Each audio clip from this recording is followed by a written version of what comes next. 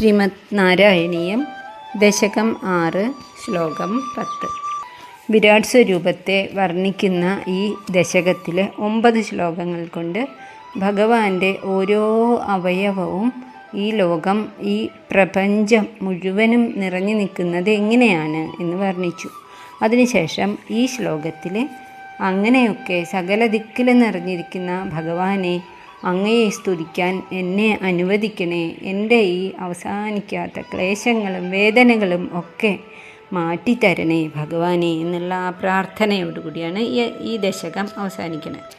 ശ്ലോകം: ഈദൃക് ജഗന്മയവപുസ്തവ കർമ്മഭാജാം കർമാവസാന സമയേ സ്മരണീയമാഹു തസ്യാന്തരാത്മവപുഷേ വിമലാത്മനേ തേ വാതാലയാധിപ നമോസ്തു നിരുന്ധിരോഗാൻ. അർത്ഥം നോക്കാം. ഈ ദൃക് എന്ന് പറഞ്ഞാൽ ഇപ്രകാരമുള്ള, ഇത്രയും നേരം പറഞ്ഞതുപോലെയുള്ള, തവ അങ്ങയുടെ, ജഗന്മയവപു ജഗത്ത് തന്നെ ആയി വിലസിക്കുന്ന ശോഭിക്കുന്ന അവിടുത്തെ ആ വിരാട് പുരുഷ ശരീരം, കർമ്മഭാജാം കർമ്മങ്ങളെ ആശ്രയിച്ചു കൊണ്ട് ജീവിക്കുന്ന, ഓരോ നിമിഷവും കർമ്മം ചെയ്തുകൊണ്ടിരിക്കുകയല്ലേ, അങ്ങനെയുള്ള നമുക്കൊക്കെ കർമ്മ അവസാന സമയേ എന്ന് പറഞ്ഞാൽ കർമ്മമെല്ലാം ഒടുങ്ങുന്ന നേരത്ത് പറയില്ലേ, മരിക്കുന്ന സമയത്ത് എന്ന് മാത്രമല്ല, ഓരോ കർമ്മവും അവസാനിക്കുന്ന സമയത്ത്, ഓരോ പ്രവൃത്തിയും വേണ്ടതുപോലെ ചെയ്തു ആ സമയത്ത് തൃപ്തി ആവുന്ന നേരത്ത് ഭഗവാന്റെ ഈ വിരാട് സ്വരൂപമാണ് എന്നെ അതിനെ അനുഗ്രഹിച്ചത് എന്ന് വിചാരിക്കണം.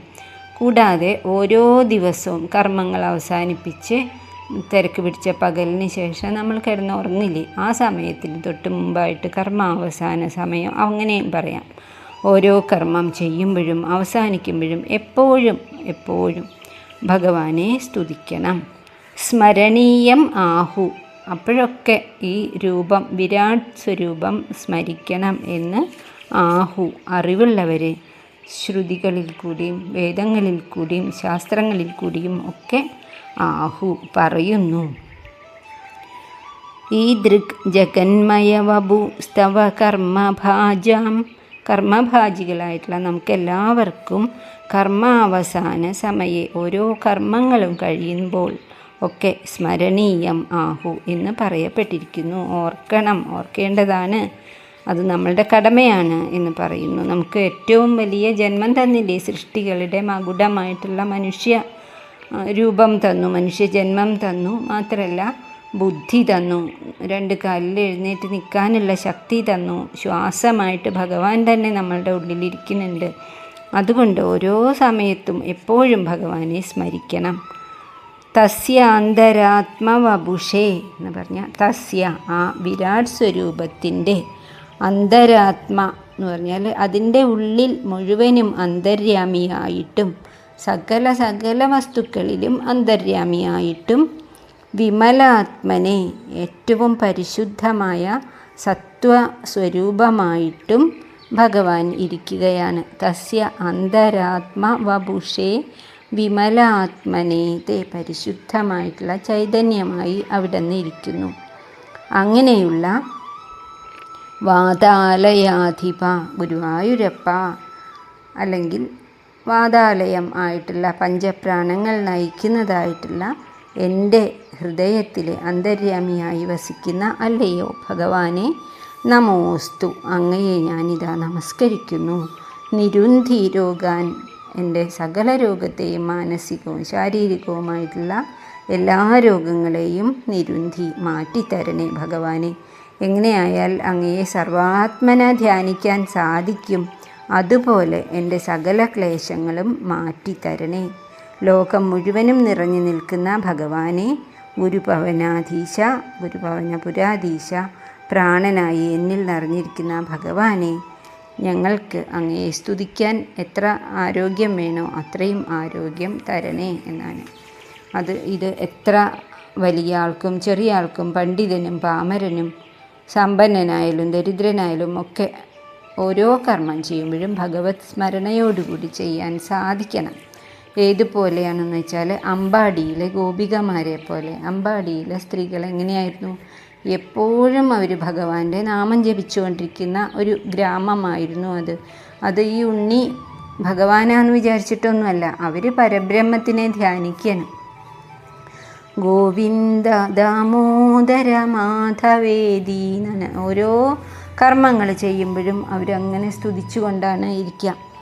അങ്ങനെ അവരുടെ തൈര് കടയുമ്പോഴും കുട്ടികളെ കുളിപ്പിക്കുമ്പോഴും വീട്ടുജോലികൾ ചെയ്യുമ്പോഴും കുളിക്കുമ്പോഴും വസ്ത്രം അലക്കുമ്പോഴും ഭക്ഷണം ഉണ്ടാക്കുമ്പോഴും ഒക്കെ അവർ ഗോവിന്ദ ദാമോദര മാധവേദി എന്ന് പറഞ്ഞ് അങ്ങനെ ഒരു സ്തോത്രമുണ്ട്, കുറേ വരികളുണ്ട് അതിന്. അങ്ങനെ ചെയ്യുമ്പോൾ അവർ ഭഗവാനെ വിചാരിക്കുന്നു ഗോവിന്ദ ദാമോദര മാധവ എന്ന് ചൊല്ലുന്നു എന്ന് പറഞ്ഞിട്ട്. അങ്ങനെ അമ്പാടിയിലുള്ള തത്തകൾ മുഴുവനും ഇവരുടെ ഈ നാമം ചൊല്ലൽ കേട്ടിട്ട് അവരും ഇത് തന്നെ പറഞ്ഞുകൊണ്ടിരുന്നു അത്ര. എപ്പോഴും തത്തകളുടെ പാട്ട് ഇങ്ങനെയാണ്, ഗോവിന്ദ ദാമോദര മാധവേദി. അങ്ങനെയല്ല, ആ ബ്രഹ്മതത്വം ഗുരുവായൂരമ്പലത്തിൽ വിഗ്രഹമായിട്ടിരിക്കുന്നു. നമ്മളുടെയൊക്കെ ഹൃദയക്ഷേത്രത്തിൽ സൂക്ഷ്മരൂപത്തിലിരിക്കുന്നു. പ്രപഞ്ചം മുഴുവനും ആണെങ്കിലോ വിരാട് സ്വരൂപമായി നിറഞ്ഞു നിൽക്കുന്നു. അപ്പോൾ ഗുരുവായൂർ വിഗ്രഹത്തിൽ കാണണമെങ്കിൽ അവിടേക്ക് പോകണ്ടേ? ഹൃദയക്ഷേത്രത്തിലുള്ള ഭഗവാനെ കാണണമെങ്കിൽ ധ്യാനിക്കണം. എന്നാലോ പ്രപഞ്ചത്തിൽ വിരാട് സ്വരൂപമായി നിറഞ്ഞു നിൽക്കുന്ന ഭഗവാനെ നമ്മൾ കാണാൻ പ്രത്യേകിച്ച് ശ്രമിക്കേണ്ട യാതൊരു ആവശ്യമില്ല. എല്ലാത്തിലും ഭഗവാൻ നിറഞ്ഞു നിൽക്കുകയാണ്. ഇതിനെക്കുറിച്ചൊരു ശ്ലോകമുണ്ട്. വിശ്വരൂപം ഭഗവതോ ധ്യായേത് പരമമംഗളം യാത്രാകാലേ ജപേ ഹോമേ ആപത്കാലേ വിശേഷത. ഓരോ കാര്യം ചെയ്യുമ്പോഴും ഭഗവാനെ ഓർക്കണം. കാരണം ഭഗവാനാണ് മംഗളം തരുന്നത്. പരമമംഗളം തരുന്ന ആ ഭഗവാന്റെ വിശ്വരൂപം ധ്യായേത്, ഈ പറഞ്ഞ വിരാട് രൂപം ധ്യാനിക്കേണ്ടതാകുന്നു. യാത്രാകാലേ, എങ്ങോട്ടെങ്കിലും യാത്ര പുറപ്പെടുകയാണെങ്കിലും ജപിക്കുമ്പോഴായാലും ഹോമം എന്തെങ്കിലും പൂജ ചെയ്യുമ്പോഴാണെങ്കിലും പ്രത്യേകിച്ച് ആപത്കാലത്തിൽ എന്തെങ്കിലും ആപത്ത് വരാൻ സാധ്യതയുള്ള സമയത്താണെങ്കിലും ഈ ഭഗവത് രൂപം ധ്യാനിച്ചു കൊള്ളുക എന്ന് പറഞ്ഞൊരു ശ്ലോകമുണ്ട്. നമുക്ക് ശ്ലോകം ഒന്നും കൂടി നോക്കാം. ഈദൃക് ജഗന്മയവപുസ്തവ കർമ്മഭാജാം കർമാവസാന സമയേ സ്മരണീയമാഹു തസ്യാന്തരാത്മവപുഷേ വിമലാത്മനേ തേ വാതാലയാധിപ നമോസ്തു നിരുന്ധിരോഗാൻ. ഭഗവാന്റെ ഏതേത് അവയവമാണ് വിരാടായിട്ട് വർത്തിക്കുന്നത്, ശോഭിക്കുന്നത് എന്ന് ഒന്നും കൂടി പറയാം. ഭഗവാന്റെ പാദത്തിൻ്റെ അടിഭാഗമാണ് പാതാളം, മുകൾ ഭാഗമാണ് രസാതലം, ഞെരിയാണികൾ മഹാതലം, കണങ്കാൽ അല്ലെങ്കിൽ കാൽവണ്ണ തലാതലം, കാൽമുട്ടുകൾ സുതലം, തുടകൾ അതലം വിതലം എന്നുള്ള അധോലോകങ്ങൾ. പിന്നെ അരക്കെട്ട് ഭൂലോകം, അതിന് മുകളിലുള്ള ഭാഗം നാഭി ഭുവർലോകം, മാറിടം സ്വർഗലോകം, കഴുത്ത് മഹർലോകം, മുഖം ജനലോകം, നെറ്റിത്തടം തപോലോകം, ശിരസ് സത്യലോകം. അങ്ങനെ 14 ലോകങ്ങളും നിറഞ്ഞു നിൽക്കുന്നു. കൂടാതെ ബ്രഹ്മരന്ധ്രം, അവിടുത്തെ ശിരസിലുള്ള സൂക്ഷ്മമായിട്ടുള്ള ദ്വാരം വേദങ്ങളാകുന്നു. മേഘം അവിടുത്തെ തലമുടികൾ ഇഴകളാകുന്നു. പുരികക്കൊടി ബ്രഹ്മാവിൻ്റെ വാസസ്ഥാനമാകുന്നു. കൺപീലികൾ രാത്രിയും പകലും ആകുന്നു. കണ്ണ് സൂര്യനാകുന്നു. അവിടുത്തെ കടാക്ഷം സമസ്ത ലോകത്തിനും നിർമ്മാണത്തിനുള്ള അനുമതി നൽകുന്നു. ചെവികൾ ദിക്കുകളാകുന്നു. നാസാരന്ധ്രം അശ്വിനി കുമാരന്മാരാകുന്നു. ചുണ്ടുകൾ തൃഷ്ണയും ലജ്ജയും. ദന്തനിര നക്ഷത്രക്കൂട്ടം. കോമ്പല്ല് യമനും ആകുന്നു. പുഞ്ചിരി മായാശക്തിയാണ്. ശ്വാസം വായുവാണ്. നാവ് ജലമാണ്. വാക്ക് പറവകളാണ്. ശബ്ദം ഗന്ധർവാദികളാണ് അല്ലെങ്കിൽ സപ്തസ്വരങ്ങളാണ്. വായ അഗ്നിയാണ്. കൈദേവന്മാരാണ്. സ്തനം ധർമ്മദേവനാണ്. പുറം ഭാഗം അധർമ്മമാണ്. മനസ്സ് ഹൃദയമാണ്. ഹൃദയ ആംബുജം, താമരപ്പൂ പോലെയുള്ള അവിടുത്തെ ഹൃദയം ഈ പ്രകൃതി തന്നെയാണ്. ഉദരം സമുദ്രങ്ങളാണ്. വസ്ത്രം സന്ധ്യകളാണ്. ലിംഗം പ്രജാപതിയാണ്. വൃഷണം മിത്രനും ആണ്. അരക്കെട്ടിൻ്റെ പിൻഭാഗം മൃഗങ്ങളാണ്. നഖങ്ങളാവട്ടെ ആന, ഒട്ടകം, കുതിര തുടങ്ങിയ മൃഗങ്ങളാണ്. നടത്തം കാലചക്രത്തിൻ്റെ ആ ഗതിയാകുന്നു. മുഖം ബ്രാഹ്മണരും, കൈകൾ ക്ഷത്രിയരും, തുടകൾ വൈശ്യരും, പാദങ്ങൾ ശൂദ്രരും ആകുന്നു.